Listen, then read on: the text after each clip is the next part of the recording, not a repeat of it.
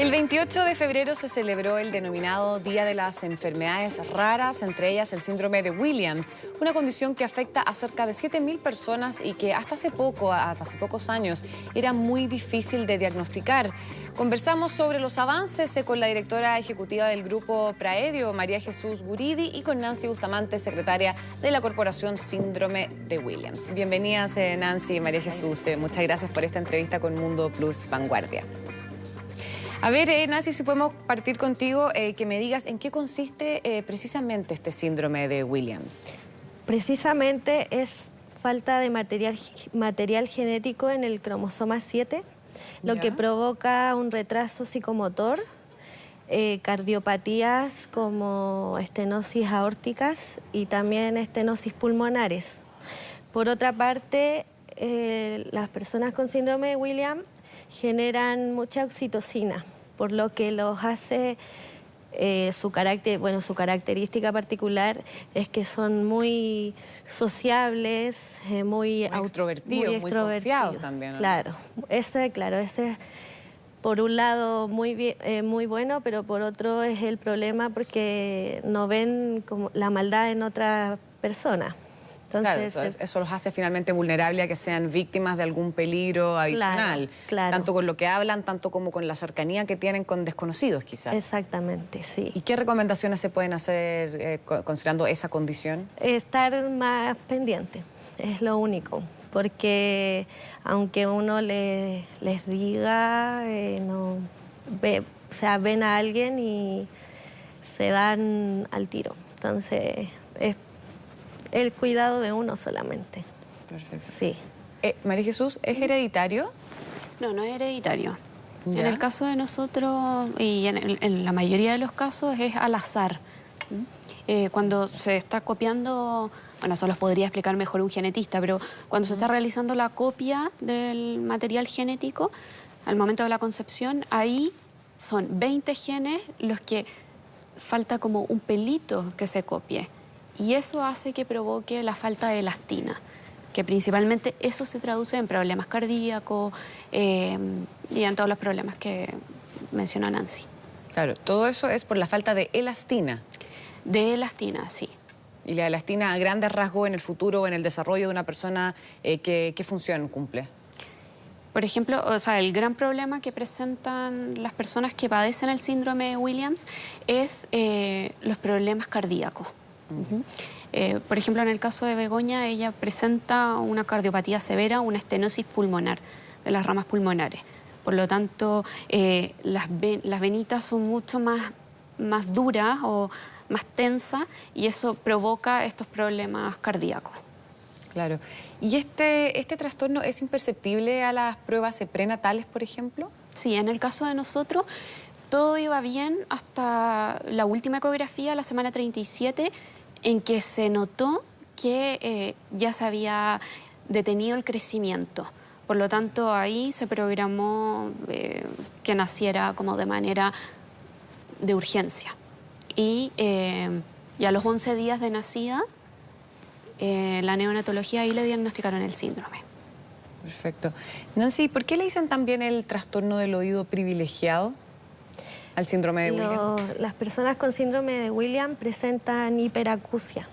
Lo que significa es que escuchan mejor los ruidos, los escuchan mucho más fuerte. Por ejemplo, hay niños que se asustan con los ruidos del taladro, de la juguera, de los fuegos artificiales, pero también tienen un oído muy privilegiado por la música. ¿Ah, sí? Claro, son muy auditivos y también, por ejemplo, pueden escuchar un par de veces una canción y se la van a aprender. Y también hacen que sean muy buenos con los instrumentos musicales.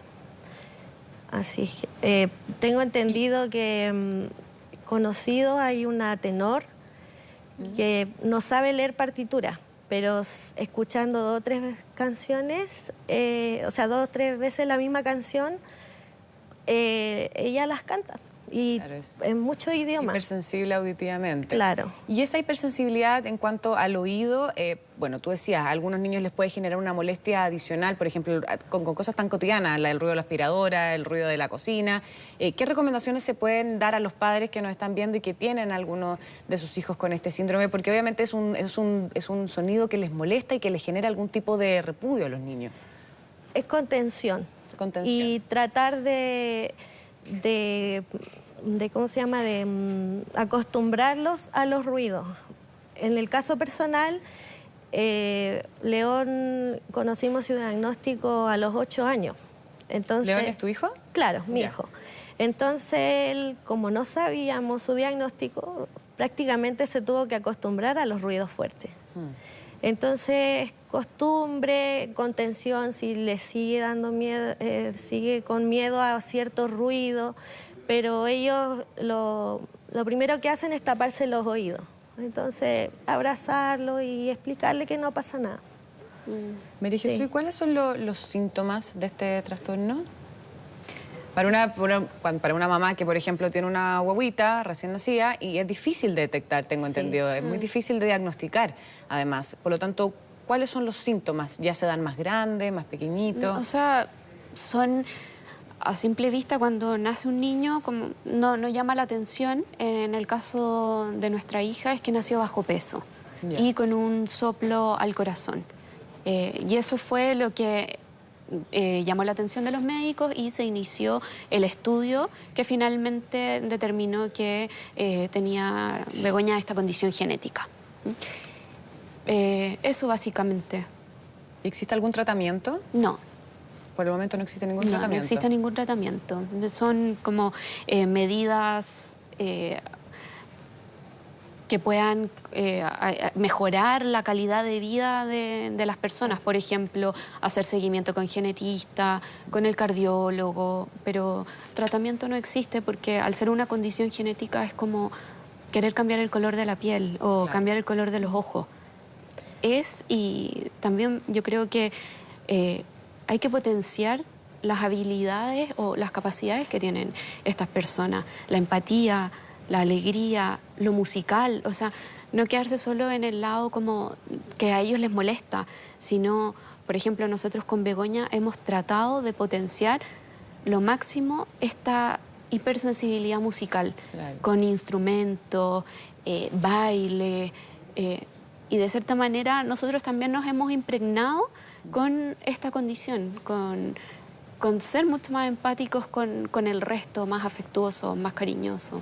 ¿Y en los colegios, por ejemplo, cómo lo hacen? ¿Tienen que ir a colegios específicamente con inclusión?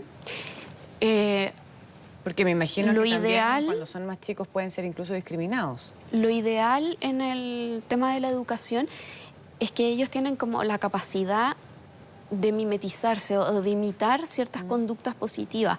Entonces, el objetivo es siempre exigirles más.